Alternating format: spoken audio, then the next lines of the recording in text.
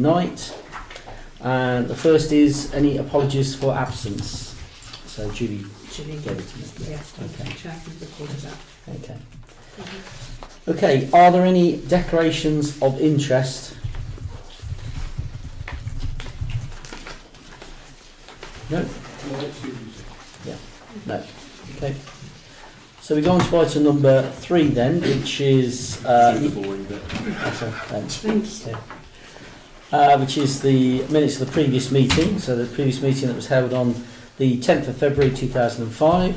So first, for content and accuracy, are you all happy with that?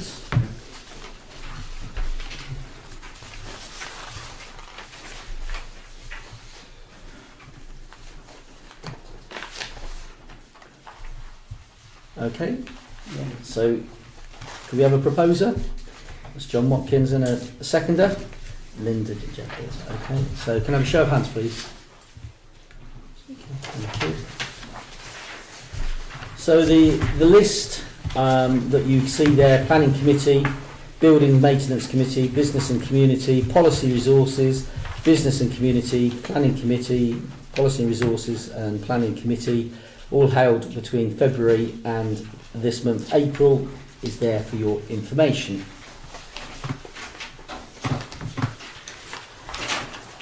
Okay, the next item, item number 4, is the finance report. Catherine, do you want to say something? No, I'm all in the report, but I'm happy to take questions. I know that there was a question about final accounts for the year, and that is currently under preparation, so that will be brought to the next meeting in May. Okay. Councillors, any questions at all?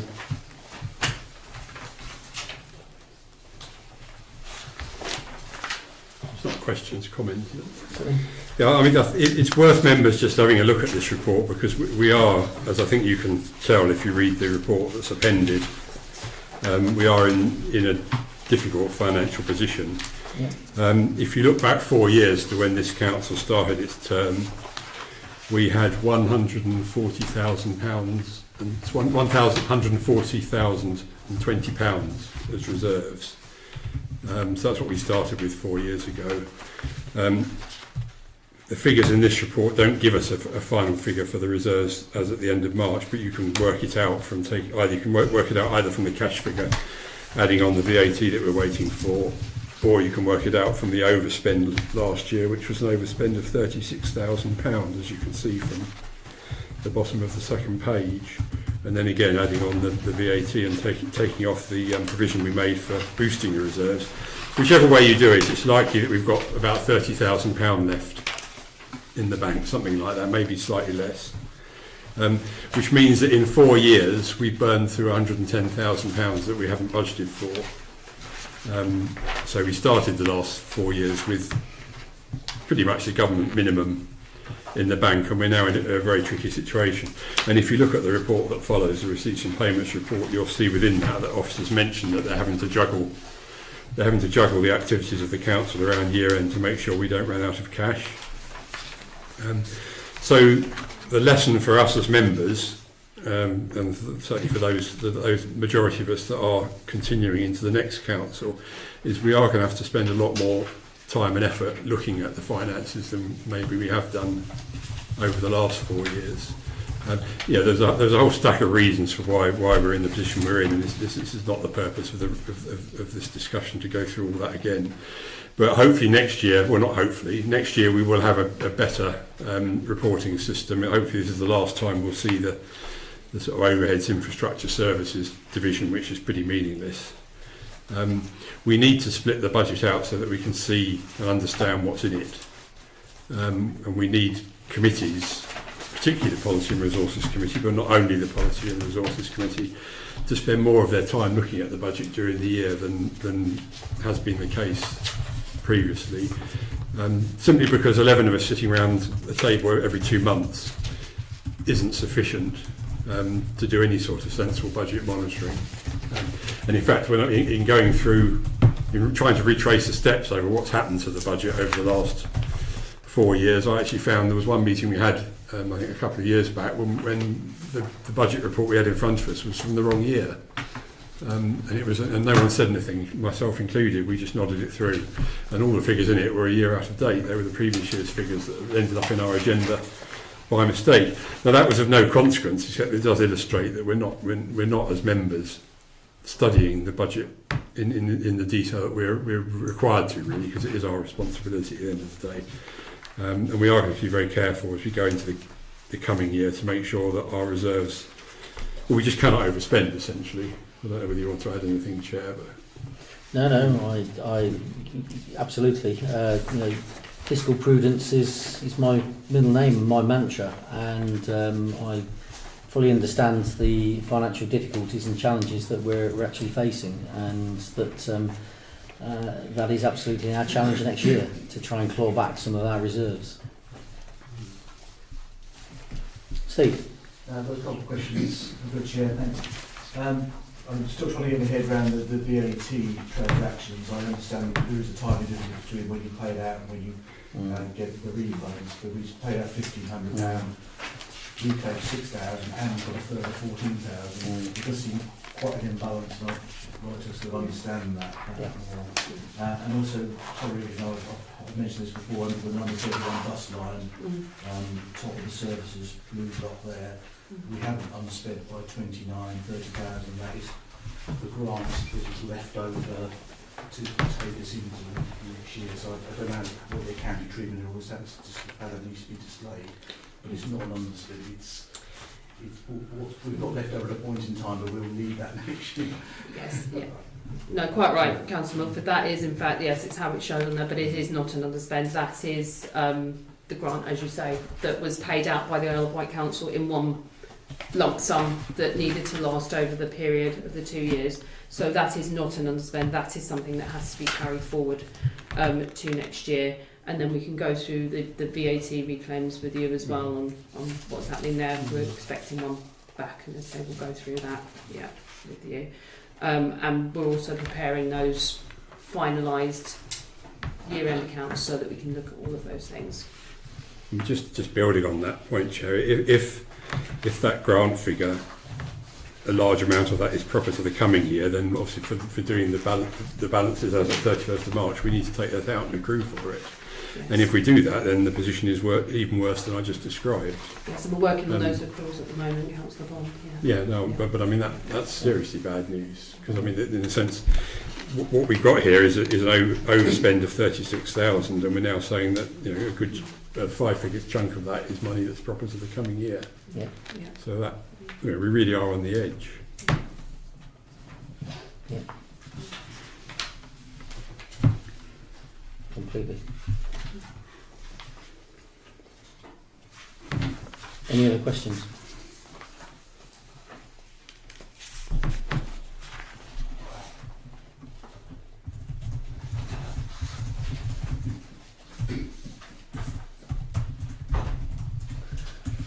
I would only add, just to echo what Councillor Bond was actually saying, is that I think keeping the committee structure that on policy and resources, that we should have the situation in the finances as a standing item, and we should never let that drop off, to keep that regular scrutiny of our finances. And wherever possible, we need to trim the fat, although having a look at that and looking at the operations of the council, there's not much fat. So it really is a challenge, and that's the challenge that we're all facing. Any other questions or comments?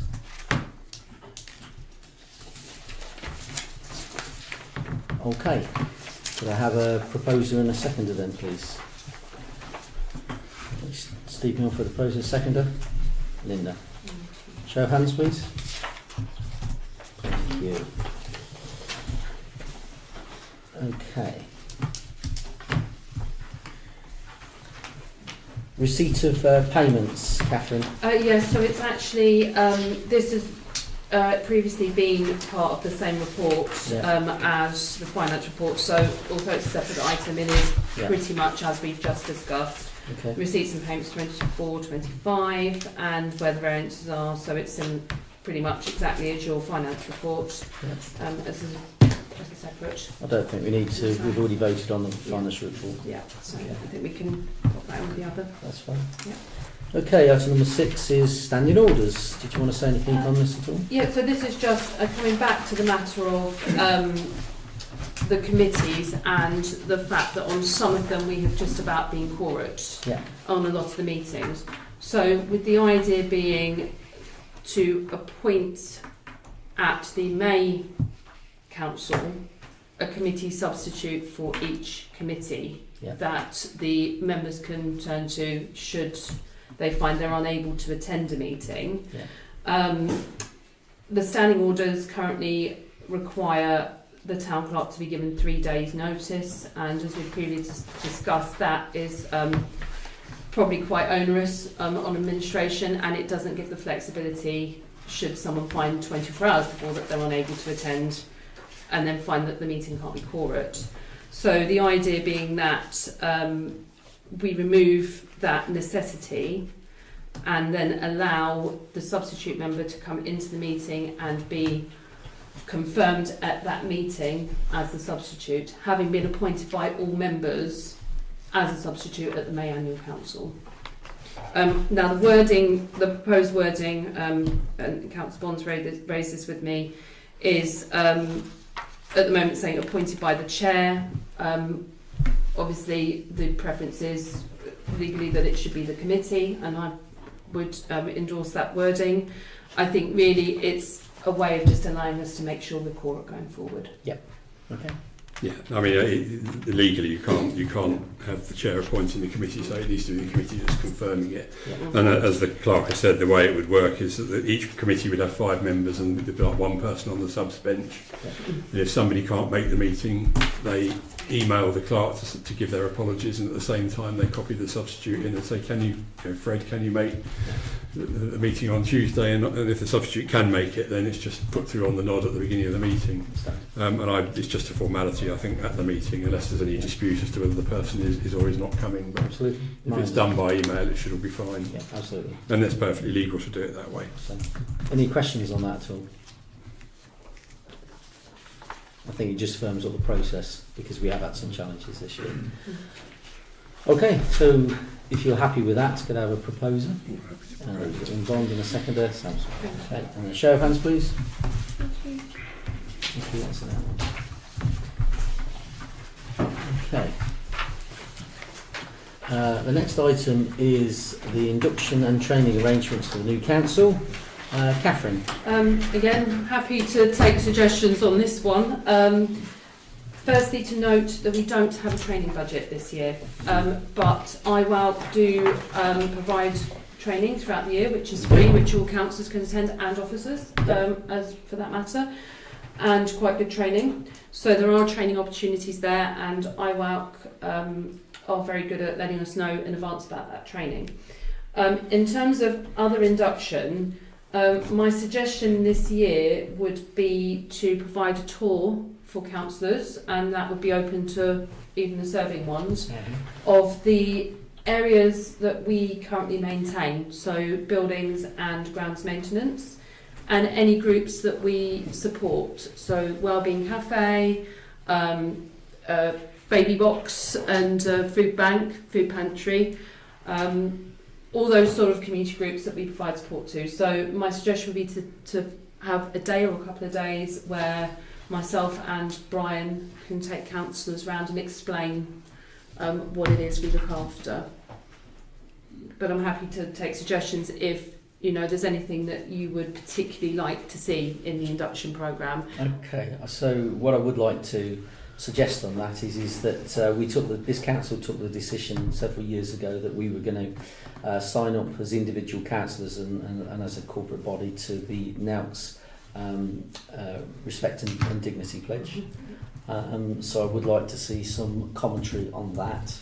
I think all councillors are signed up to it. I think we've missed a couple of new councillors coming on, but this is an ideal opportunity to perhaps just go over the parameters of that. Okay, they're based on the Nolan Principles of Public Life. And I'd like to add, I'd also do a session with councillors just to take them through various policies that we have and anything legal, so that I can explain anything like that. Councillor Bond? Yeah, I mean, it's really just picking up that last point. I think a weakness of our council in the past has been understanding about how councils are supposed to manage themselves and take decisions. And I think it would be helpful if the clerk could explain that as a refresher to those of us that have experienced it elsewhere, and as obviously as training for the new members. Yeah. Now used to they now still produces a councillor's guide. And I know it still exists in an online form. Now, about 5 years ago, it existed in a very handy booklet, an A5 booklet, and I don't know whether they still produce that. I think they might. If they still produce, I mean, booklet is easier to get your head around than to read a 100-page document on the computer. So if they still produce the booklet, it would certainly be worth getting hold of some copies for our new members. Okay. And if they don't produce the booklet, it would be worth pointing all members to it on the NOUT website. Okay. So what I can tell you, Catherine, is that IWOC will be doing an induction training session in June for all new coming councillors to town and parishes. Part and parcel of that, I'll be approving what the topic areas are as currently the acting chair of IWOC. So what I will do is follow up Councillor Bond's suggestion about that booklet and see if we've actually got some. Great, I will do so. Okay. Thank you.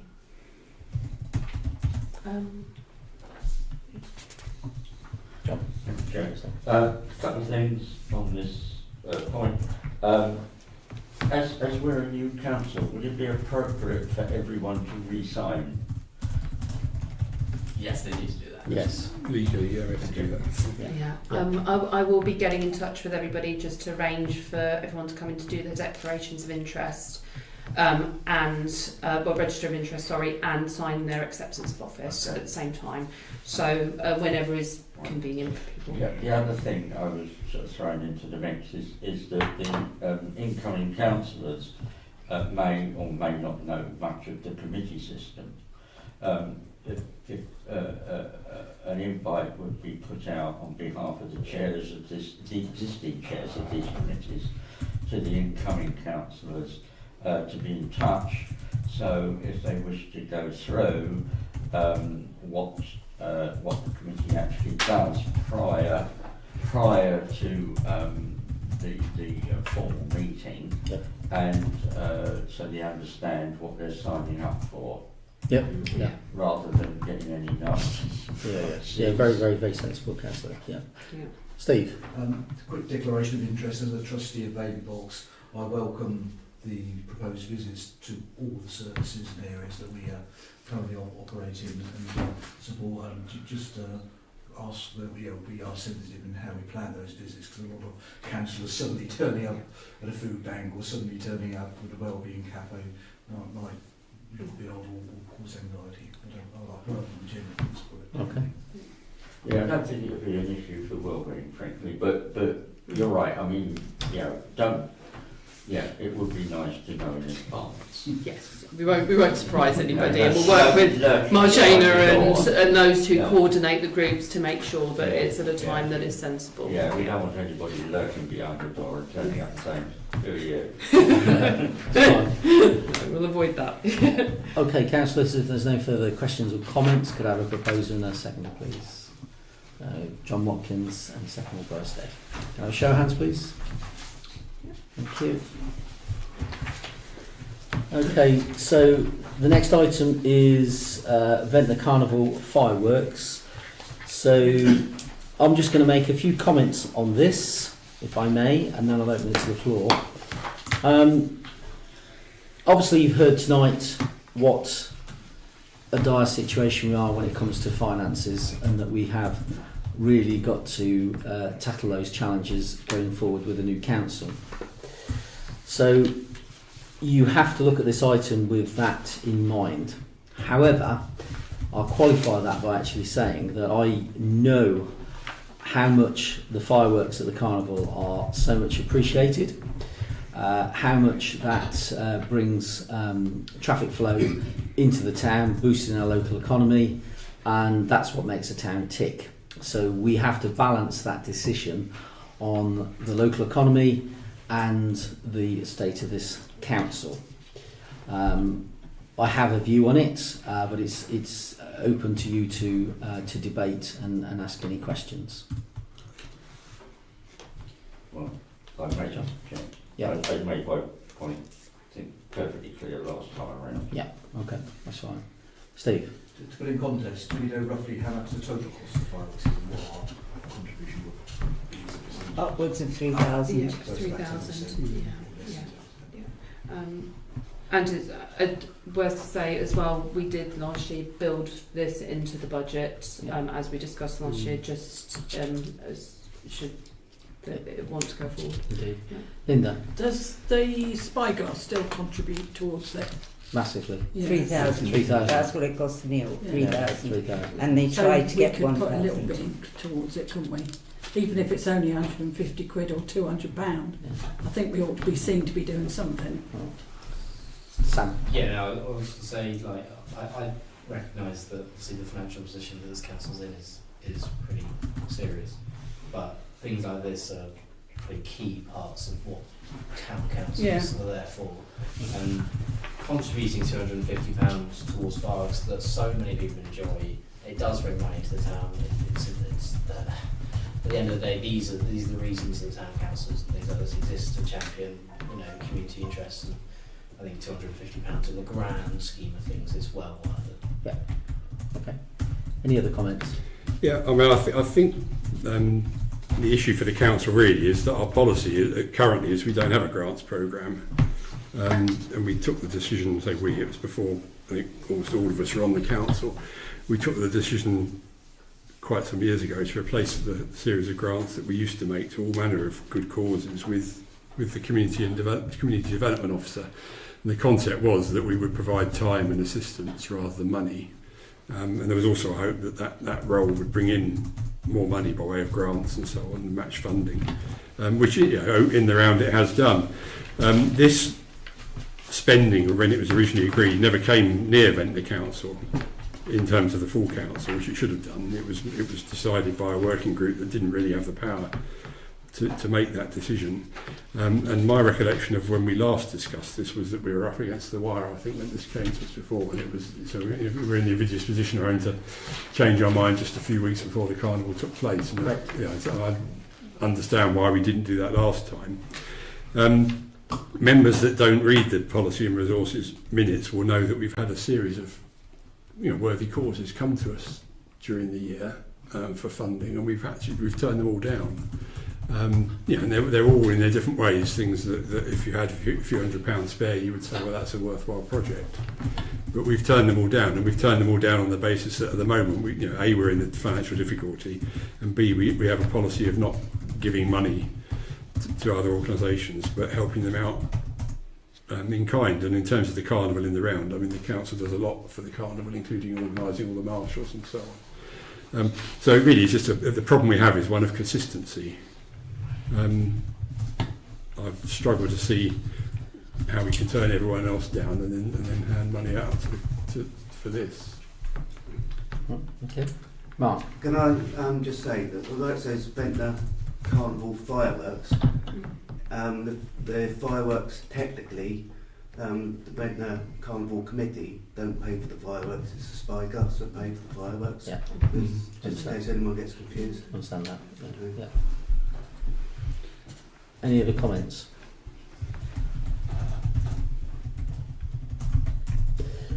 Okay, so if there's any other comments, there appears to be a difference of opinion here.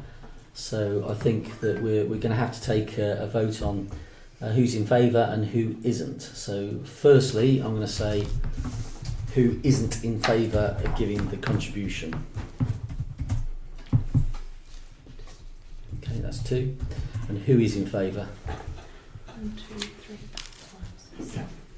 Okay. So the vote is 7 to 2. So can I have a proposer? That'd be Sam, and a seconder, Linda. And Sheriff Hansel has agreed. Well, I record my vote against, Yeah, Chair. that's right. Thank you very much.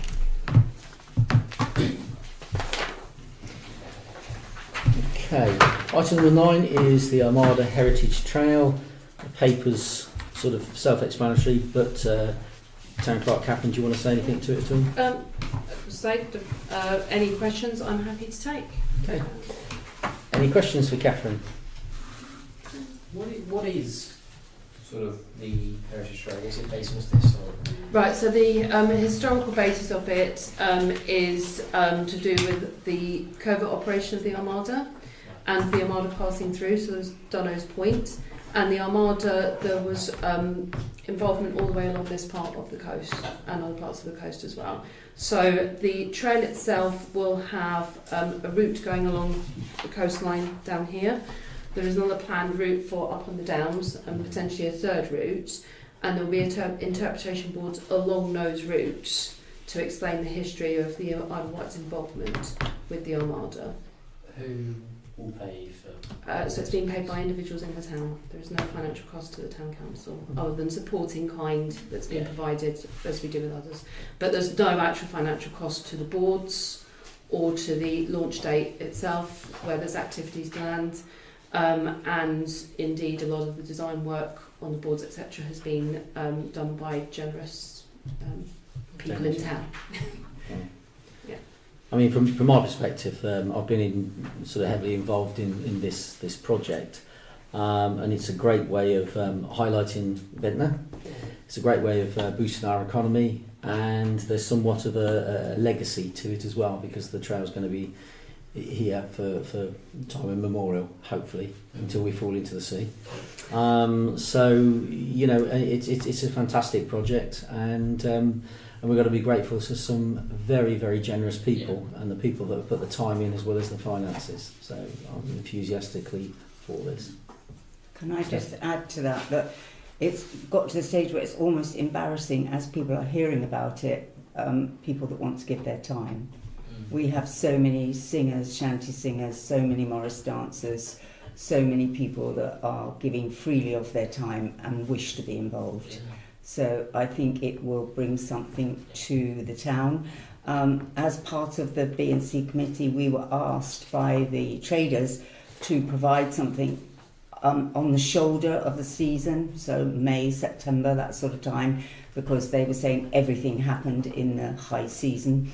And it didn't appear a good thing to take Ventnor Summer Festival into May. That was too big a jump. So when this appeared in May, it's just perfect.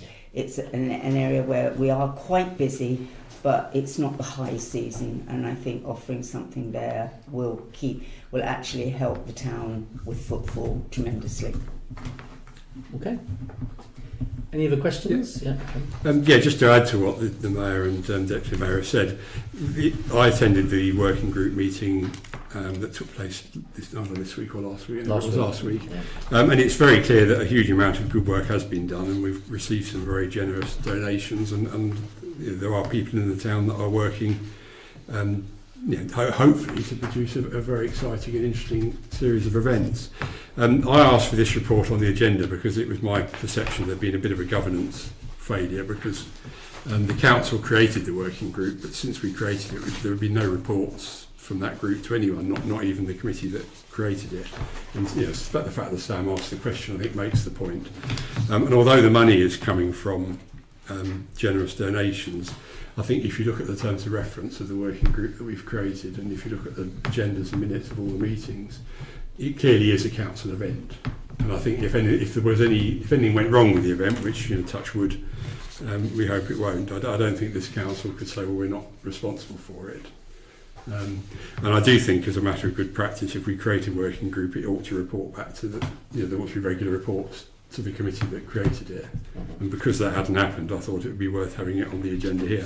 And also because now we're not restricted by the elections. In Ventnor at least, there is an opportunity to publicise it now, because it hasn't as yet really appeared in the island media. We have a month for the event. It is on a weekday and on a working day, so obviously that will limit the ability for some people to attend. And we've now got 4 weeks to publicise it as best we can, and to get some interest in the town. Yeah. And pray for good weather, because I think Yeah. most of the things that are planned are quite weather dependent. Yeah. And I'm not sure what the contingency arrangements are if we're unlucky with the weather. But it certainly would be worth thinking about. Because if the ship can't come near the shore, for example, it would make a lot of the events that have been planned difficult. Absolutely. I can answer the weather thing as much as I can. I've been round to all the bigger places on the seafront to ask if they will have the singers inside and well, I don't know about my stances. I don't know how much we will take up actually. Might be a few chairs go missing or something. I can't do anything about the boat, of course. That's totally dependent. But a lot of work and effort has been put into the situation with tides and predicted tides, and we have had contact with the Navy and got official documentation on that. So I think we've covered every base that we can. Yeah. But we are seriously praying for good weather, as with all events. Okay.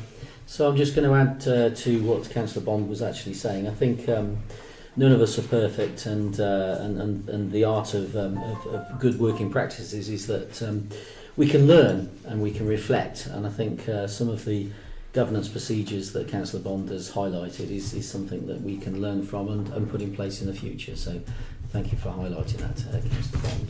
Any other questions? It's only for information. Okay, thank you very much. Next item is a written submission submitted by Councillor Bond. Did you want to speak to this at all? Oh, well, I need to move it formally, and then if somebody would kindly second it, we can then vote on it. Hopefully, the motion is self-explanatory, and I should emphasise that it's not asking the council to decide on the procedure today. It's asking the council to get the Policy and Resources Committee to go away, do some work on it, and bring it back to the new council after the annual meeting, or either at or after the annual meeting. And it relates to the procedure for cancelling council meetings. And I think there are three reasons why it is sensible for us to have a procedure. The first is that we might actually need to cancel a council meeting, particularly if there's no business. I don't think with our bi-monthly arrangement that will happen very often, but nevertheless it's clearly sensible to have a procedure. The second reason is that if we actually have agreed a procedure, then there isn't any dispute as to what that procedure is, and there isn't any room for ambiguity or creativity around how meetings are cancelled. And the third reason is it gives us the chance to put some criteria down. And the sort of thing I'm thinking of, I've mentioned in the motion that it is my view that if we're going to do something as significant as cancelling a council meeting, members should be consulted first. So consulting members should be a key part of the process. An additional point is that if we're cancelling a meeting because there's no business, that can't be done until the deadline for members' motions has passed, because otherwise we're denying members the right to put motions to council, and you can't declare there's no business until we get to that point. So those are the sorts of things that I would expect to see in the process, and it simply clears up a gap in our standing orders that actually at the moment there is no way that meetings can be cancelled legally. And the suggestion, as I say, is that Policy and Resources Committee bring back proposals. Okay. Do we have a seconder? Okay, that's Mark. Okay. Any further questions before we go to the vote? No, Steve. Sort of got a clarification in terms of the committees. We tend to arrange the meetings almost like one meeting in advance. I think it might be a good idea to look at a whole year's or several months worth planned in advance, so that if they then Great suggestion. cancel, then fine. Yeah. But I think we've got a bit of a gap there. We don't necessarily plan much in advance. And we did try to sort of do that at the last one, which I did up till May, because obviously we knew we'd have an election in May, so we couldn't go much beyond that. But we certainly tried to do that. I think when we set full council meetings, to try and get the committees into a bi-monthly pattern as well, which I agree, Councillor Milford, is a good practice to do. And then any that needs to be fitted in, you've got the extraordinary standing order that you can use as well. Yeah. Yeah, and if we can get a timetable of meetings to agree in May, that would be good. Yep. I'm not sure that the earlier we have our informal meeting, the easier that will be to do, I guess, because we don't know at the moment who's on which committee. Yeah, okay, that's fine. Okay. So, can I have a show of hands, please? Okay, that's passed. Okay. Okay, next item is the Town Clerk's report. Anything you'd like to say, Kath? Not too much report on this occasion, Chair. So just said new beach safety team has now been appointed. They will start the season from Monday the 19th of May until Sunday the 14th of September. We have 2 members on that team. They'll work 3.5 days each on a rota basis, and they'll be inducted by Brian. The internal auditor was obviously agreed by council in February. Maxine has been appointed and has already made a start on the internal audit as we work towards the AGAR for this year. And a newsletter will be produced and issued towards the end of April. Just on that last point, Chair, wouldn't it, the newsletter from an old council, wouldn't it be better to do it as the first act of the new council, or an early act of the new council, when you can introduce who the members are for the 4 years ahead? I was planning to do a separate one for that, but the one for the April one, because we would do one in April, I wanted to do a bit of a focus on things like the community groups and start to advertise as well some of the things like Ventnor Summer Festival to get it in as quickly as possible. And then do a separate one in May that's more dedicated to introducing the new councillors. Okay, if we're going to do 2, I mean, I thought we were going to do them less frequently than that. If we're going to I'm going to do 2. take a lot of work, then fine. Yeah. You heard it from the Town Clerk. Yeah, and I think it's because obviously it was slated for April, and we would have been in pre-election, so that was something. Well, we couldn't have done it if the election had gone so ahead. I could have only have done a community one, which is one sticking to maybe just getting the adverts out for people, advertising things like our play group, etc., and just doing a dedicated one. Yeah. And then a dedicated one for new councillors. That's fine. Yeah. Okay. Yeah. Any other questions for Catherine? Okay, so item number 13 is the exclusion of the public